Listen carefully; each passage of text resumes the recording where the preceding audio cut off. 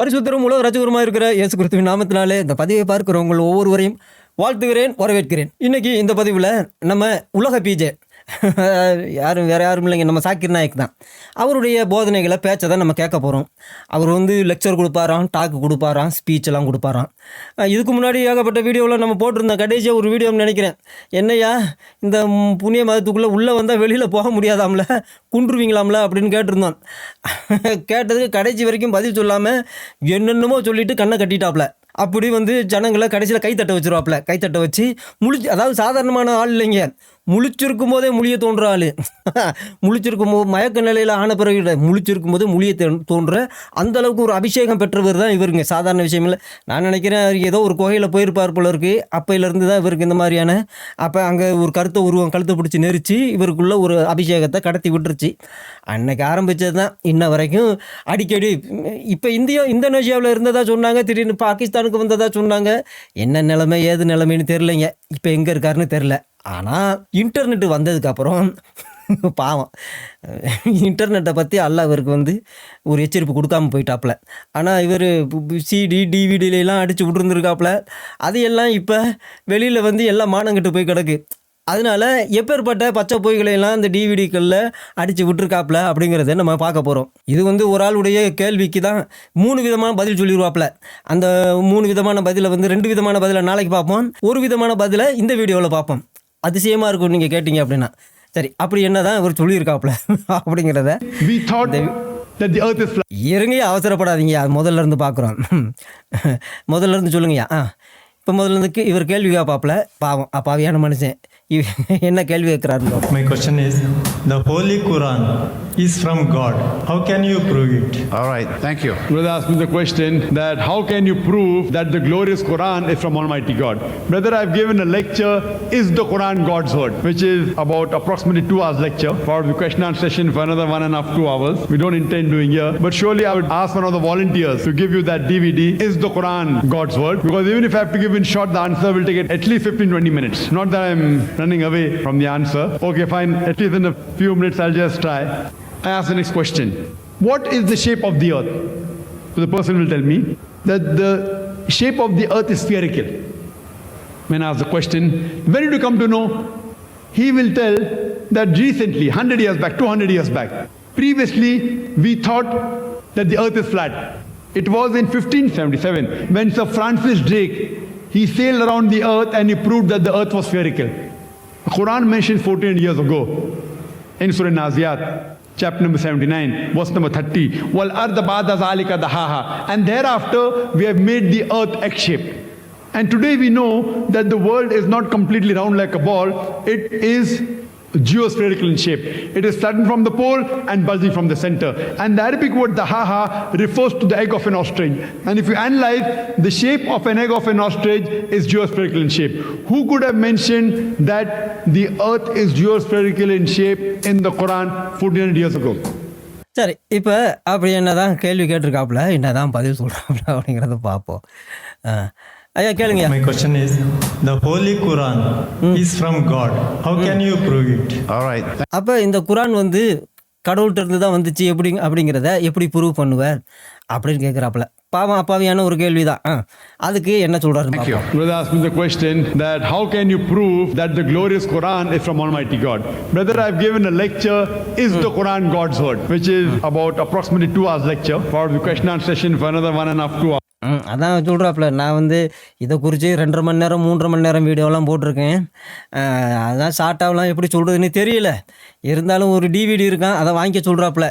We don't intend doing here, but surely I would ask one of the volunteers to give you that DVD, Is the Quran God's Word? Because even if I have to give in short, the answer will take at least 15-20 minutes. Not that I'm running away from the answer. Okay, fine. At least in a few. Question சாதாரண question தான். ஆனால் டக்குன்னு ஒரு நிமிஷத்துல பதில் சொல்ல முடியாது, 20-30 நிமிஷம் வேணும் அப்படின்னு சொல்கிறாப்புல. சரி, அப்படி என்னையா சொல்லுங்கய்யா. I'll just try. I ask the next question. What is the shape of the earth? அப்போ இவர்கிட்ட யார்கிட்டயே கேட்டிருக்கிறாப்புலையா, ஏதோ டாக்கு கொடுக்கும்போது கேட்டிருக்காப்புலையா, இந்த உலகம் என்ன ஷேப்பில் இருக்குது அப்படின்னு கேட்டிருக்காப்புலையா. அதுக்கு அவர் பதில் சொல்லியிருக்காப்புல. The person will tell me that the shape of the earth is spherical. இந்த எர்த்து வந்து ஸ்பெரிக்கல் ஷேப்பில் இருக்கும் அப்படின்னு அவர் சொல்லுவாப்லையா. When I ask the question, when did you come to know? He will tell that recently, 100 years back, 200 years back. Previously, அப்போ அவர்கிட்ட கேட்பேன், இது எப்போ உனக்கு தெரிய வந்துச்சு இந்த உலகம் வந்து ஸ்பெரிக்கலாக இருக்குது அப்படிங்கிறது யார் சொன்னது உனக்கு எப்போ தெரிய வந்துச்சு அப்படின்னு கேட்டாராம். அப்போ கேட்ட உடனே அவன் சொல்லுவானா, இப்போ ஒரு 200 வருஷத்துக்கு முன்னாடி 300 வருஷத்துக்கு முன்னாடி தாங்க நாங்கள் கண்டுபிடிச்சோம் இந்த உலகம் வந்து இந்த ஸ்பெரிக்கல் ஷேப்பில் இருக்குது அப்படின்னு கண்டுபிடிச்சோம் அப்படின்னு சொல்லுவாப்லையா. previously we thought that the earth is flat.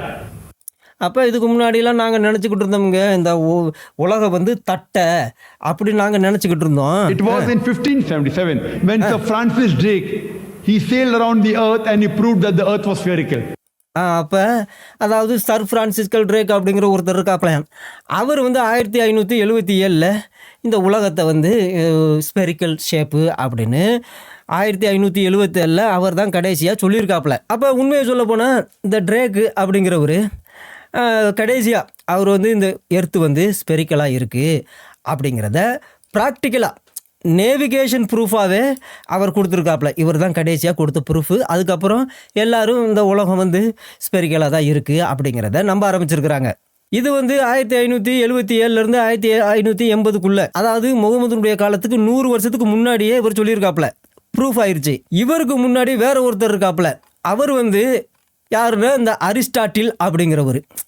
இந்த அரிஸ்டாட்டில் அப்படிங்கிறவர் இவர் எப்போ அப்படின்னா 4th century BC, அதாவது இப்போ இருந்து 2400 வருஷத்துக்கு முன்னாடியே, அதாவது முகமது காலத்துலேருந்து 1000 வருஷத்துக்கு முன்னாடியே இவர் சொல்லிட்டாப்புல என்ன அப்படின்னா இந்த எர்த்து வந்து ஸ்பெரிக்கலாக இருக்குது அப்படிங்கிறத அவர் அப்சர்வேஷன் பண்ணி தான் சொல்லியிருக்கிறாப்புல. இந்த சர் ஃப்ரான்சிஸ் மாதிரி இவர் வந்து சரியான ப்ரூஃப் கொடுக்கல, ஆனால் இவர் ஒரு சில விஷயங்களை சொல்லியிருக்கிறாப்புல. என்னென்னா சந்திர கிரகணம் எப்படி நடக்குதுன்னு பாருங்கள். இந்த சந்திர கிரகத்தினுடைய நடக்கும் பொழுது இந்த பூமியினுடைய ஷாடோ அந்த நிலாவில் படும். அப்படி படும் பொழுது இது எப்படி படுது அப்படின்னா சர்க்குலர் வடிவில் தானே படுது. அப்போ இந்த பூமி உருண்டையானது, ஸ்பெரிக்கலானது அப்படிங்கிறத ஒரு கொண்டு வந்திருக்கிறாப்புல. அதே மாதிரி ஸ்டார்ஸ் எல்லாம் வந்து ஒவ்வொரு தூரம் கடக்கும் பொழுது அது சேஞ்ச் ஆகும் பொழுது அது அடிவானத்துக்கு போகிறது என்ன அப்படிங்கிற அதனுடைய அந்த டிஸ்டன்ஸை மாற்றுதான். அப்படி இருக்கும் பொழுது அதாவது கர்வுடு சர்ஃபேஸாக இருந்தால் தான் இப்படி நடக்கும். அதனால இந்த உலகம் வந்து ஸ்பெரிக்கலாக இருக்கிறதுக்கு தான் வாய்ப்பு அப்படின்னு சொல்லியிருக்காப்புல. அதே போல் கடலை பாருங்கள், கடலில் கப்பல் போகுது. அப்போ கப்பல் போகும்பொழுது போக போக போக போக அது கீழே இறங்கி போகிற மாதிரி இருக்குல்ல. அப்போ தட்டையாக இருந்துச்சு அப்படின்னா அது நேராக நமக்கு கண்ணுக்குள்ளே தெரிஞ்சுக்கிட்டு இருக்கும். ரொம்ப தூரமாவது தெரிஞ்சுக்கிட்டு இருக்கணுமே, கண்ணுக்கு மறையிற வரைக்கும் அது தெரிஞ்சுருக்கணும். நம்முடைய கண் பார்வை எவ்வளவு தூரமோ அவ்வளவு தூரமாக அந்த கப்பல் போய்கிட்டு இருக்கணும். ஆனால் கொஞ்சம் தூரம் போன பிறகு அது மறைஞ்சிருது. அப்போ ஸ்பெரிக்கலாக இருக்கிறதுனால தானே அது கீழே போகுது அப்படின்னு அவர் வந்து யாரு, நம்ம அரிஸ்டாட்டில். இவர் வந்து பிலாசபர். இவர் வந்து எம்பிரிக்கல் ப்ரூஃப்ஸ் அப்படின்னு சொல்றாங்க. அப்ப இது கிட்டத்தட்ட முகமது காலத்திலேருந்து 1000 வருஷத்துக்கு முன்னாடியே இவர் சொல்லிட்டாப்ல. இதை விட முதல்ல இந்த உலக ஸ்பெரிக்கல் அப்படிங்கிற ஒரு விஷயத்தை சொன்னவர் இந்த பித்தாகரஸ் அப்படிங்கிறவர். இந்த பித்தாகரஸ் தேட்டம்லாம் கேள்விப்பட்டுங்க. இவர் வந்து கணித மேதை, அதே நேரத்தில் இவர் வந்து பிலாசபரும் கூட. இவங்கெல்லாம் கிரேக்க பிலாசபி உள்ளவங்க, அந்த அளவுக்கு அறிவாளிங்க.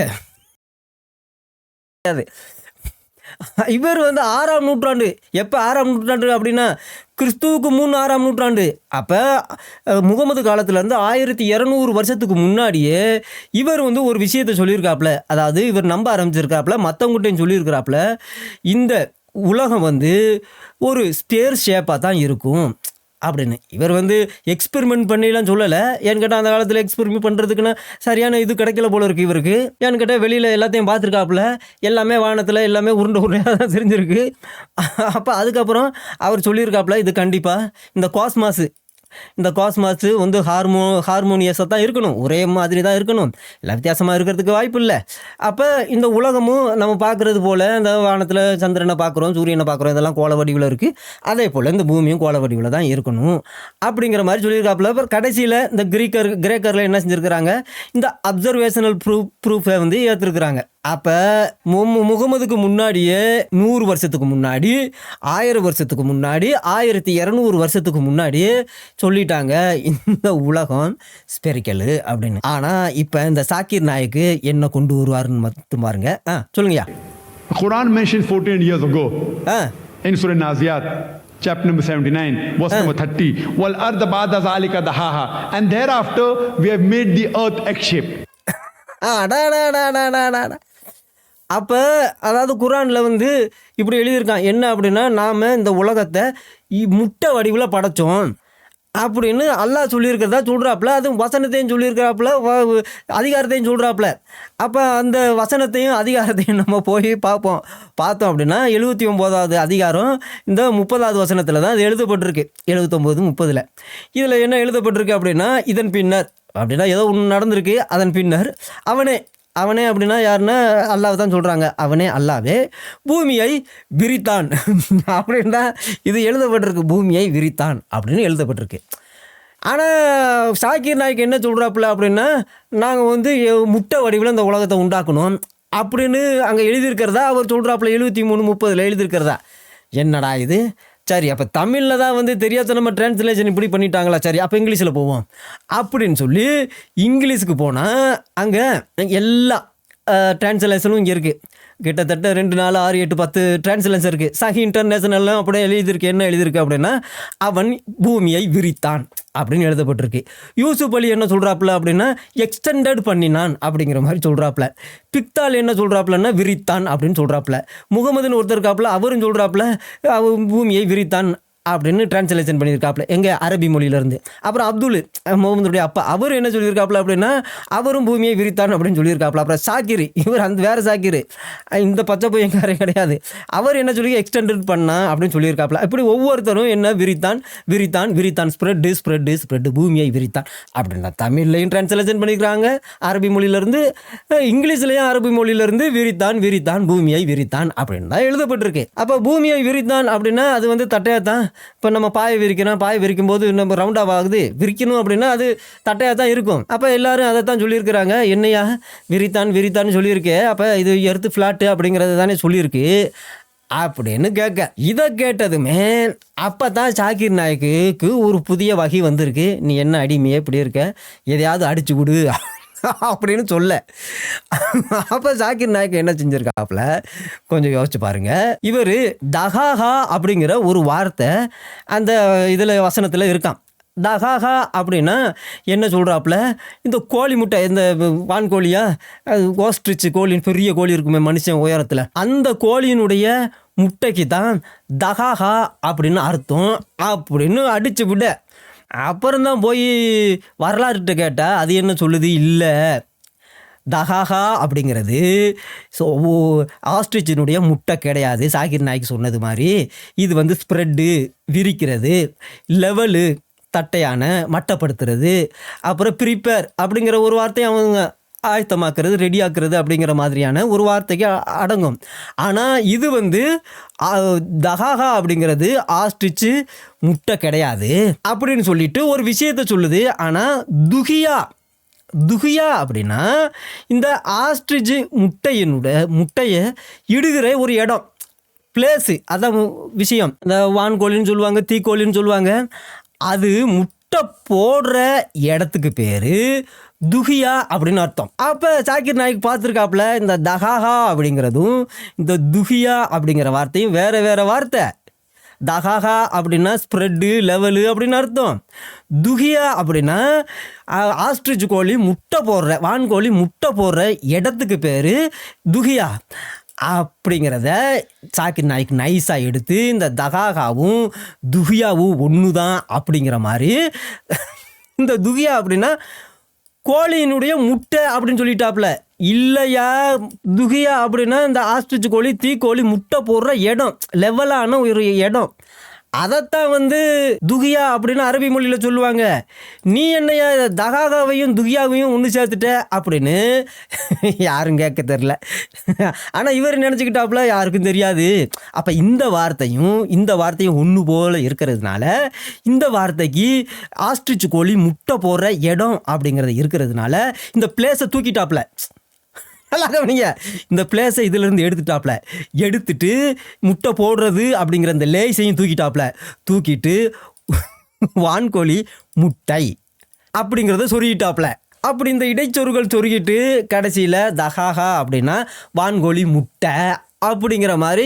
ஏன்னு கேட்டால் இந்த உலகத்திலே 15% இஸ்லாமியர்களுக்கு தான் அரபி மொழி தெரியுமா. அப்போ அங்கே உட்காந்துருக்கிறவங்களாம் கை தட்டுறாங்க சொன்னதுமே. தகாகா அப்படின்னா வான்கோழி முட்டை. அப்போ அந்த வசனத்தில் பாருங்கள், விரித்தான் அப்படிங்கிறதுக்கு வான்கோழி முட்டை அப்படின்னு எழுதப்பட்டிருக்கு. அதனால இப்போ இந்த உலகம் வந்து வான்கோழி முட்டை தான் ஸ்பெரிக்கல் ஷேப்பில் இருக்குது. அப்போ அதனால அறிவியல் பூர்வமாக இது வந்து அல்லாஹ்வால அருளப்பட்டது அப்படிங்கிறது இது ஒரு நிரூபணம் அப்படின்னு அடிச்சு விட்ட. முழிச்சிருக்கும் போதே முழியை தோண்டி விட்டாப்புல. பாவம் அந்த அப்பாவிகளுக்கு எதுத்தும் கேள்வியும் கேட்க தெரில. ஏன்னு கேட்டால் அவங்க உட்காந்துருக்கிறது எல்லாமே இதை சரி பண்ணணும் அப்படிங்கிற மாதிரி தானே உட்காந்துருக்குறாங்க. எல்லாமே என்னென்னமோ சொல்கிறாங்களே, இதை சரி பண்ணணும் அப்படிங்கிற மாதிரி உட்காந்துருக்கிறதுனால இந்த ஆள் அடித்து விட்டதுமே எல்லோரும் கை தட்டிட்டாங்க. கை தட்டி இன்ன வரைக்கும் இதை ரகசியமாக எல்லாத்துக்கிட்டையும் சொல்லியிருக்காங்களே. எங்கள் குரானில் வந்து இந்த உலகம் முட்டை அடிவில் இருக்குது அப்படிங்கிறதுக்கு 79வது அதிகாரம் 30வது வசனம் இதுக்கு சாட்சி. அங்கே அவனை பூமியை விரித்தான் இருக்குது. ஆனால் இதுக்கு அரபி மொழியில் என்ன அப்படின்னா இது வந்து தகாகா அப்படின்னா வான்கோழியின் முட்டை அப்படின்னு அர்த்தம் அப்படின்னு சொல்லிட்டாப்புல. ஆனால் தகாகா அப்படிங்கிறதுக்கும் துஹியாக்கும் அப்படிங்கிறதுக்கும் இரவுக்கும் பகலுக்கும் உள்ள வித்தியாசம். அப்போ ஒன்று போல் உள்ள இந்த வார்த்தைகளையெல்லாம் டக்குன்னு சொருகி விட்டு ஏற்ற மாதிரி கொண்டு வந்துட்டாங்க. அதனால தான் வஞ்சகர்கள் எப்பேற்பட்டவங்கன்னு மட்டும் மாய்மாலக்காரர்கள் வஞ்சகர்கள் எந்த ஆழத்துக்கு போவாங்க அப்படிங்கிறதுக்கு தாக்கீர் நாயக்கு ஒரு மிகப்பெரிய ஒரு உதாரணமுங்க. சாதாரணமாக நீங்கள் நினைக்காதீங்க. அப்பா சாமி சொல்லிவிட்டானே முட்டை வடிவில் இருக்குது அப்படின்னு ஏமாத்திவிட்டான். ஆனால் இயந்திர மனிதன் சொல்லிட்டாப்ல, இந்த ஆள் பச்சை போய் சொல்கிறான் நம்பாத அப்படின்னு. That the world is not completely round like a ball. It is geospherical in shape. It is flattened from the pole and bulging from the center. And the Arabic word dahaha refers to the egg of an ostrich. சொல்லிட்டா பார்த்தீங்களா, தகாகா அப்படிங்கிறது இது கோழி முட்டை, வான்கோழியினுடைய முட்டை shape அப்படின்னு பச்சை போய் அடிச்சு விட்டான். And if you analyze the shape of an egg of an ostrich is geospherical in shape. Who could have mentioned that the earth is geospherical in shape in the Quran 1400 years ago? அப்போ கரெக்டாக சொல்லிட்டாப்புல. 14 நூற்றாண்டுகளுக்கு முன்னாடி இது எப்படி முகமதுவுக்கு தெரியும் அப்படின்னு கேட்டிருக்காப்புல. அப்போ இதில் ஒரு விஷயம் என்ன அப்படின்னா, முகமதுக்கு முன்னாடியே 1200 வருஷத்துக்கு முன்னாடி ஒருத்தர் சொல்லிட்டாப்புல இந்த உலகம் கோலம் அப்படின்னு. 1000 வருஷத்துக்கு முன்னாடி ஒருத்தர் சொல்லியிருக்காப்புல இந்த உலகம் கோலம் தான் ஏற்றுக்கிட்டாப்புல. அதுக்கடுத்து முகமதுக்கு முன்னாடி 100 வருஷத்துக்கு முன்னாடியே ஒருத்தர் சொல்லிட்டாப்புல, ப்ரூஃபே பண்ணிட்டாப்புல, நேவிகேஷன் ப்ரூஃப் கொடுத்துட்டாப்புல இந்த உலகம் கோல வடிவு அப்படின்னு. ஆனால் இந்த விஷயம்லாம் தெரியாமல் பூமியை விரித்தான் அப்படின்னு கண்மணி நாயகன் சொல்லியிருக்காப்புல. இதை சகாபாக்களும் அப்படியே எழுதியிருக்காங்க. 1400 வருஷமாக இப்படி தான் எழுதப்பட்டிருக்கு, பூமியை விரித்தான். அப்போ இந்த உலகம் வந்து ஃப்ளாட்டு அப்படிங்கிற மாதிரி தான் இது சொல்லப்பட்டிருக்கு. ஆனால் இப்போ இந்த உலகம் அறிவியல் பூர்வமாக இது ஸ்பெரிக்கல் அப்படிங்கிறது நிரூபணமான உடனே இப்போ சாக்கிர் நாயக்கு வேறு ஒரு வழியில் போய் தகாகா அப்படிங்கிற ஒரு பாதையில் போய் அங்கேருந்து துகியாவில் போய் குதித்து அங்கேருந்து வான்கோழியோடைய முட்டையை எடுத்து கரெக்டாக சொல்லிவிட்டாப்புல, வான்கோழி முட்டை இதான் தகாகா அப்படின்னு. எப்பேற்பட்ட மனுஷங்க இவங்களுடைய உண்மையில் பாராட்ட வேண்டிய விஷயம். இது வந்து எப்படியெல்லாம் வஞ்சிக்கலாம் ஏமாற்றலாம் அப்படிங்கிற மாதிரி எந்த அளவுக்கு யோசிச்சிருக்கிறான். அப்போ நான் நினைக்கிறேன் அந்தளவுக்கு அறிவெல்லாம் இவனுக்கு கிடையாது. நான் நினைக்கிறேன் பிசாசு மனசுக்கு மைண்டுக்குள்ளே போய் இதை ப்ரூவ் பண்ணுகிற விதமாக சொல்லி கொடுத்துருக்கும், வேறு ஒன்றுமே கிடையாது. அதனால தான் நம்முடைய ஆண்டவரும் பைபிளில் அவன் வஞ்சகர்களுக்கெல்லாம் வஞ்சகன், அவன் வஞ்சகன் ஏமாத்துக்காரன் பிசாசானவனை குறித்து அதிகமாக சொல்லும். ஒரு மனுஷனுக்குள்ளே மைண்டில் போச்சு அப்படின்னா ரொம்ப ஈஸியாக வஞ்சிச்சு போடுவான். அப்போ ஜனங்கள் எல்லாம் இந்த வசனத்தை வச்சு அவங்க கேட்டுக்கிட்டு கேள்வி கேட்கும் பொழுது இவன் நேராக வந்துட்டானே வான்கோழி முட்டைக்கு. இப்படி இருக்கும் பொழுது ஒரு நேற்று வீடியோ பார்த்தவங்க கண்டிப்பாக அந்த ஃபாத்திமாவுக்காக நீங்கள் ஜெபம் பண்ணியிருப்பீங்கன்னு நான் நினைக்கிறேன், நம்புகிறேன், விசுவாசிக்கிறேன். தயவு செஞ்சு கண்டினியூலாக ஜெபம் பண்ணுங்கள். ஒரு வேளை அந்த பொண்ணு எப்படி இருந்தாலும், ஏன்னு கேட்டால் நைட்டு 2 மணி வரைக்கும் எனக்கு தூக்கம் இல்லை. அதை நினச்சி ரொம்ப சங்கடமாக இருந்துச்சு. காலையில் எந்திரிச்சு அவளுக்காக திரும்பவும் ஜெபம் பண்ணும் பொழுது தான் கொஞ்சம் மன சமாதானம் வந்துச்சு. எப்படியெல்லாம் அந்த 7ஆம் நூற்றாண்டு சித்தாந்தம் இந்த பெண்களை இப்படி கொடுமைப்படுத்தி வச்சிருக்கு அப்படிங்கிறத நினைக்கும் பொழுது பயங்கர வேதனையாக இருக்குது. அதே போல் இவனை போல் வஞ்சகர்கள் இந்த உலகத்தில் பயன்படுத்தி பிசாசானவன் வஞ்சிச்சுக்கிட்டு இருக்கிறான். அவங்களுடைய மனக்கண்களும் திறக்கப்படணும் அப்படிங்கிற அந்த விஷயத்தில் நீங்கள் இவனுடைய ஃபாலோவர்ஸுக்காகவும் நீங்கள் ஜபித்து கொள்ள வேண்டியது மிக மிக முக்கியம். கர்த்தர் தாமே இஸ்லாமியர்களுக்காக ஜபிக்கிற உங்கள் ஒவ்வொருவரையும் ஆசீர்வதிப்பாராக. ஆமென்.